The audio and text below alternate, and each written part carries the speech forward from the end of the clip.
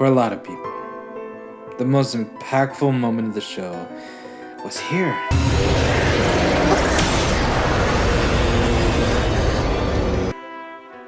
But to me, the scene was simply an idea of my soon-to-be experience before watching a single episode, and I don't believe that this show is simply an anime filled with shock factor.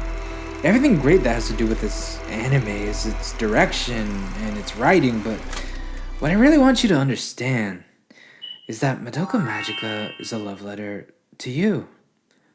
Baka. Just in case you haven't watched Madoka Magica before, this is about a girl named Madoka Kaname. Probably not a one in the world, because as the first episode proceeds to tell you, is that she's happy. She has a happy family, a happy school life, and a great set of friends. She's absolutely gonna get a brand new BMW when she graduates. But one day she's met with a different reality from her own.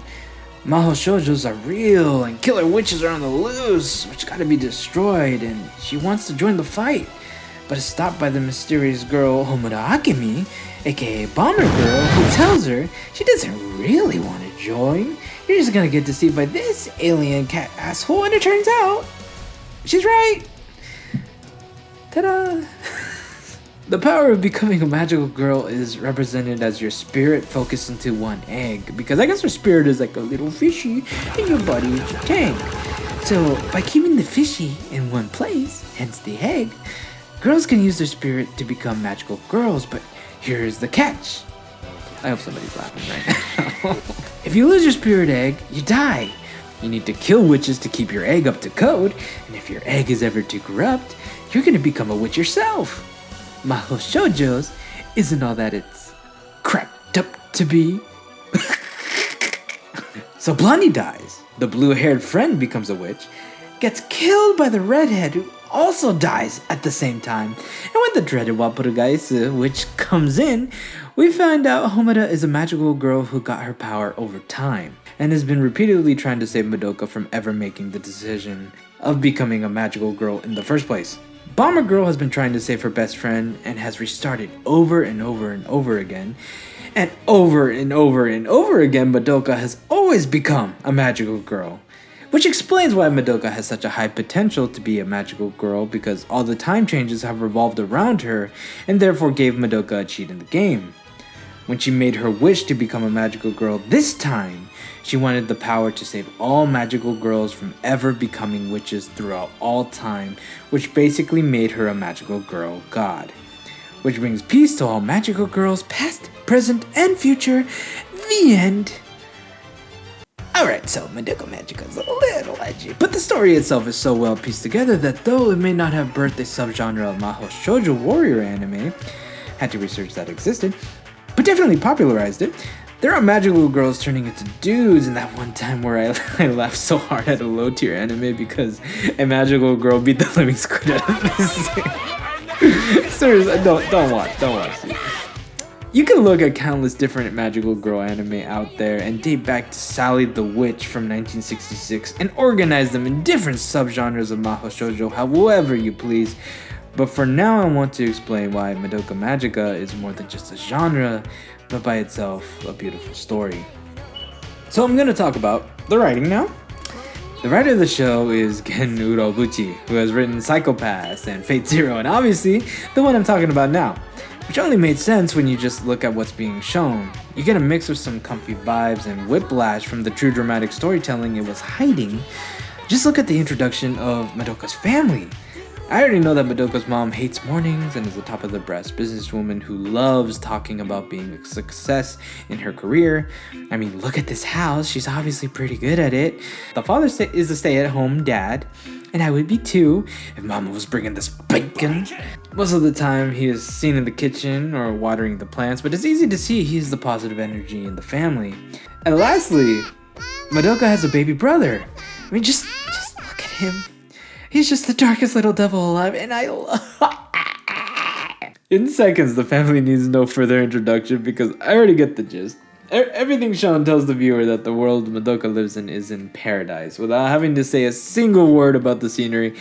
And then the third episode happens, breaking the current world and plunging it into something a little more dark. And the twisted thing is, That shocking moment was just the tip of the magical iceberg. There are so many twists into this show, you can call it Madoka Maze Runner, only truly understanding the cost of 6-second transformation in the last moments of the third episode. I was kept on my toes through every episode, and I was so compelled about where the story would go. When Mami-chan dies, it's never a throwaway death. It actually meant something. Madoka and Sayaka are throttled with deep emotions that reflect heavily on the rest of the show, and for the most part give up on being magical girls in the very next episode.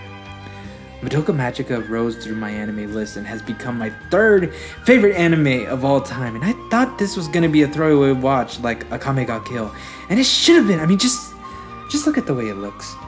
My wife even told me, wow, this anime kind of looks bland, and I can kind of agree. On the outside, it seems like nothing special, but when you dive deeper, there's a notion of understanding that this anime was tricking us to believe there were no fish in the water, but secretly, there was a shark in the water.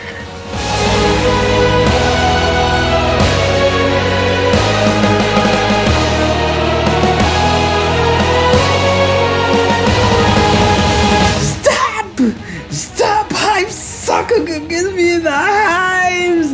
No! Don't tell me this wasn't a single kiss to your precious eyeballs from your long-admired senpai, because this is an undeserved love to you and me. I would get chills every time Mami-san would whip out her giant bayonets. Or the fight between Kyoko Sakura and Sayaka Miki. The show goes from this to this, and it doesn't feel weird. They took the simple look for the characters to make everything else look smoother, and just look at the witches. What an idea to put disturbing collage art mixed with the animation to give a creepy cyanide trip that just makes the villain seem treacherous. I actually felt kind of creeped out after watching those creepy puppet paper things, and I had a pair of scissors in the front of me the whole time. What the hell, man? The animators and the directors made everything so much more impactful with the lighting, where we would get wide-angle shots like this in a conversation instead of a bunch of facial scenes that can be stale. I know where they are in the scene. I get a mood of worry and change of pace compared to all the color we see in the beginning of the show. It sometimes reminds me of the Monogatari shots. It's never the same camera angle, and every scene is new and refreshing. I just need some more anime that care about what they're showing on the screen. To me, that isn't even the most important part about this show. What really made me believe this anime was more than special was every magical girl's reason for becoming a magical girl, and I categorize this as the 5 loves, starting with Mami-san, which to me is unattained love. The confident, respected, and seemingly happy Mami-san was alone. From flashbacks in the show, we know that her parents have died early, and Cube, the psycho cat, took advantage of this and made her a magical girl. We don't even know what she used her wish for, and yet she is the first magical girl we are introduced to. And just as Madoka and Sayaka were witnessing the amazement of Mami-san becoming this pristine and elegant magical being, we were also witnessing this along with them, to get this idea of what it would be like to be there and see good defeat evil in real time. And when she began her assault, it was a blast. She was the big sister, the role model, the upperclassman that would show these girls the ropes. But just as they wanted to rely on Mami to guide them, Mami-san wanted the same guidance too. Mami is this character that always looks fine, always being shown a smile as if to tell the viewer and everyone else around her that everything is fine. But it wasn't. Madoka was probably the only person who understood her situation and genuinely wanted to be her friend, which gave Mami-san, probably for the first time in her life since the accident, actual genuine joy. So maybe unattained love is not true, but not being able to pursue that dream of having genuine friends was bad enough to be love never seen. Secondly, we have Sayaka Miki, the unnoticed love. Introduced as the happy-go-lucky friend with a hidden love interest in an injured pianist, Kyosuke Kamijo, she is given the option to become a magical girl and uses her wish for her crush, Kyosuke. ultimately fixing his hands to return to his bright future as a musician. Sayaka, even being ridiculed for doing so, feels happy knowing that she became a magical girl for the right reasons and takes a persona in her magical girl form that looks like a hero of justice with her cape and sword. It is with this persona, however, that her entire character is questioned. Is Sayaka just or selfish? Did she fix Kyosuke's Kamijo's hands because it was righteous or because secretly she was hoping he would love her back for doing so? It's crazy because she actually struggles with this question long before she finally decides to bite the bullet and gives the love of her life her wish, only doing so because Kyosuke was so down she felt obligated to give it to him. Ultimately, her justice degenerates and morphs to a callous human, losing faith in every magical girl, claiming that everyone except Mami-san were actually fighting for good intentions. She falls and falls and falls into a lonely, dark void. She's like any one of us, wanting to feel like we take the moral high ground and stand for something beyond us and forget that our hearts are still weighed down by reality. Being a magical girl is a thankless job, and Sayaka's gambled love was left unrealized. But she gave the most earnest love in the show, and through, she tried to maintain that fiction. It's a story that seems more like a tragic fairy tale, and I applaud her for that. Then in contrast, from the mild blue hair, we get the raging redhead, Kyoko Sakura, the untrusting love. First introduced to the viewer as this all-in-your-face, prideful, magical girl who has relentlessly told how Sayaka is so stupid for giving her wish away that it only makes sense why she says what she says, and takes Sayaka Miki to the church. You see, her father was a pastor who had these ideas that would change their religion and make it quote-unquote better, but nobody listened. They were ousted, shunned, their family could barely afford food. However, Kyoko actually believed in what her father was preaching and spent her wish so that everyone would listen to what her father was saying. He had plenty of followers after that. Kyoko thought they were both fighting for justice on both sides, the normal world and the hidden one. But he finds out that all these people are brainwashed into following him. So, he calls her own daughter a witch, starts to drink himself drunk, kills his family, and afterwards himself.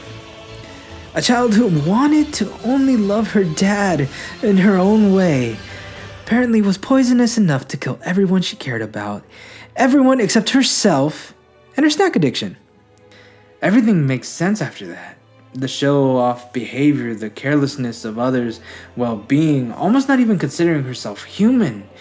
It's weird because even though she is shown to be this hardened, snarky girl, she gets upset at Sayu for being the way she is. Almost as if she was looking at her past self, trying to scold her for her current actions, even giving little nods that she isn't actually a selfish person, even offering some of her precious snacks. She's hiding such a kind and thoughtful person, but can never get past her last evil compassion that made her who she is. Only in the final bout, when Sayaka becomes a witch, does she find her past self again, even admitting to Madoka that she admired Sayaka Miki because she resembled the heroes in her fairy tales. Kyoko and Madoka try their best to save Miki, but in the middle of the battle, Sayaka seems impossible to reach. So Kyoko decided if she couldn't save Sayaka's soul, she would at least save Miki from dying a lonesome witch. Kyoko killing herself in the process, my favorite snack eater died in such a fiery way, and completed her story arc from looking out for number one to looking out for someone else. It's also the first time since episode 3 that we get a new ending song, singing about how even though you're still struggling, I'm here for you, with a nice picture of Kyoko consoling Miki from her drowning emotions. It was just a beautiful way to tie the two and end their arcs. Then comes the death Homura Akemi is trying to fight. Introducing the unrelenting love. Being the new transfer student who is shy, timid, and soft-spoken, she starts off as a weak-bodied and weak-willed person, only coming back from school after a long fight with heart problems, Already her lack of ability peaks its head. She is being mocked behind her back and cannot help but feel down on herself. What lit her spirits was befriending Madoka, who gave some kind words about how Homura's name, meaning flame, is such a cool name, and that she should live up to that. She doesn't feel she matches well with it, and walking home, Madoka's words in her head turn from become a person to match your name to maybe it should be better if you died right now, ultimately leading herself in a witch's dominion. The world turns red and distorted, and columns appear, leaving Homura Akemi defenseless against these killer sketches. Then Mami and Madoka arrive to save the day, bringing Homura to join the world of the magical girls. Homura Akemi follows Madoka and Mami to the end of their journey, where they both face their greatest foe, however are easily wiped out by Wapurugeist. Then and there, Homura makes her contract for the wish to go back in time to save Madoka from this ever happening. Being able to stop time and freely do anything within the space, she becomes stronger and tries to fight along Madoka and Mami, then fails and has to start over. Ultimately learns how to create weapons and use weapons while in her pocket of time. Fails, starts over. Miki and Kyoko join the battle just to ultimately kill each other because they find out Maho Shoujo's turn to witches. Failure. Start over. And now we are here in the current world where Madoka hasn't made the contract yet. Homura doesn't care about introductions.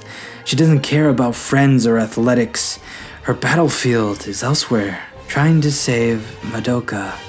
Her change from this timid person she was, who didn't believe in herself, to a woman who only walks forward with the one purpose of saving her best friend. The transition was incredible. The tenacity and strong will it took to continuously restart without thought was inspiring. To me, she truly was the embodiment of an unrelenting force, and it's what made her character so beloved. On the other side stands a love that doesn't waver. Madoka Kaname, the boundless love. I had to question my feelings about Madoka for a while. The girl the show was named after and yet seemed to be in the back seat when it came to everyone else's story. She never showed anger. She never was jealous or untrustworthy. She was the last one to become a magical girl in all of this, and yet she was the one, regardless of how bland she believed she was, to truly move my heart. I could go on to describe how she acted in the story, that she was a girl who cared for everyone she knew and even didn't know. The truth is, Madoka Kaname is hard to describe because her character doesn't simply revolve around herself, but everyone around her. When Madoka finally decided to become a magical girl the first time, she said that being a magical girl by itself would be a wish worth asking for. Now that can be taken as a naive girl who simply wants to put on a pretty dress and save the world, but it's made pretty clear from the beginning that she wants to help everyone, and she is sincere about this dream. Her family, and more specifically her relationship with her mother, was something so special from an anime that I rarely see. It was like I was seeing a true mother-daughter relationship where the mother was proud of her little girl and got to share all her worldly advice. Madoka being almost the perfect daughter to her mother, someone stated to never lie to her and always filled with kindness. Even the final scene of the end credit shows Madoka in the middle of a dark figure's eye.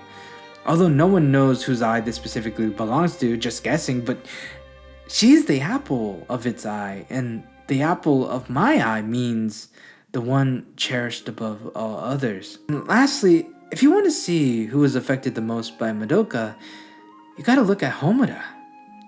From Madoka's single spark of positivity, Homura sprinted through time to save her best friend, and in every single timeline, Madoka Kaname was always the brightest light the world could offer.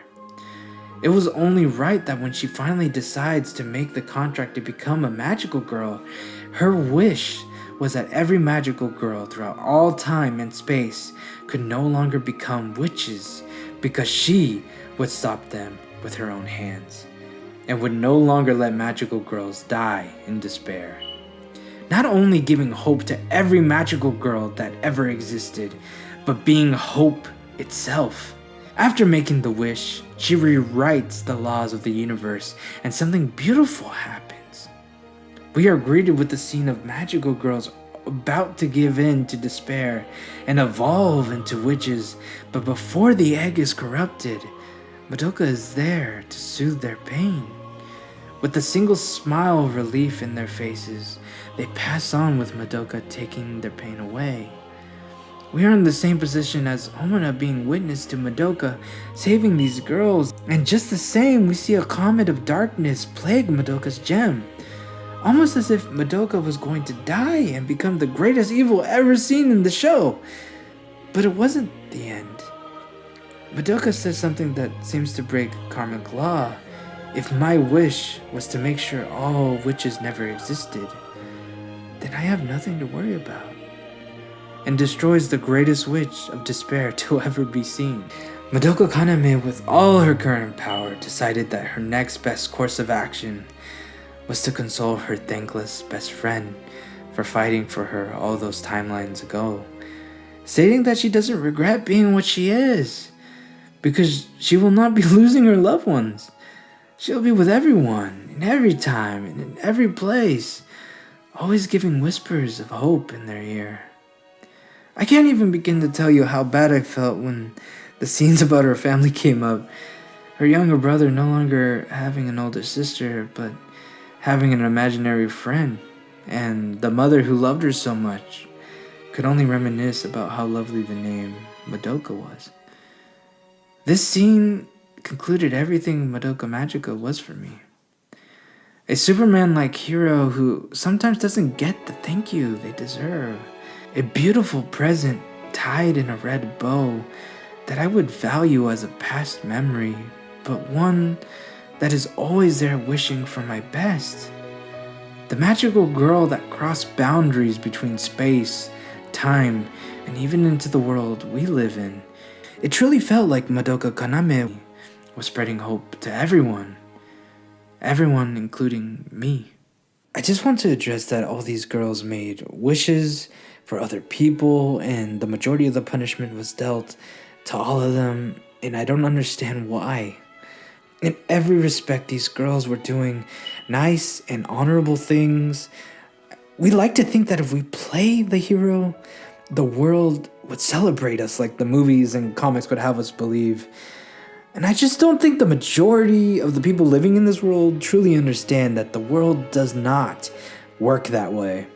Sometimes you will be the only one to notice your good deeds and the only one to notice your pain. I mean, we all get lonely, self-righteous, greedy, and sometimes even cold-hearted. But then Madoka says this. 大丈夫、きっと大丈夫。信じようよ。まどか。だって魔法少女はさ、夢と希望を叶えるんだから。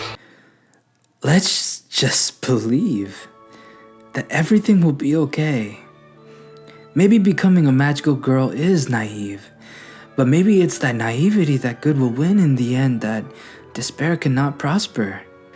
Maybe it's okay to hope that someone is there watching over you, someone who's waiting for you, and someone who loves you. And if you don't believe this was the point they were trying to make for you, just look at the last words at the end screen. Don't forget, always, somewhere, someone is fighting for you.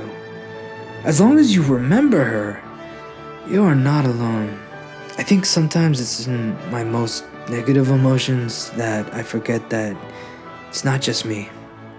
That the fight for ourselves is not a one-person battle, but one fought with love and those around us. I love Madoka Magica. More than most anime, it made me feel like I was the most valued viewer out there. That a team can bring me such joy to watch the story of loss, pain, rage, passion, and ultimately hope brought me to subtle tears at the show's end credits. I truly felt that my misconception that this anime was nothing but an anti-magical girl anime was all there was. But on the contrary, Madoka Magica rejoices with the truth, bears all things, believes all things, hopes all things, endures all things. Love never fails. And Madoka Magica loves you.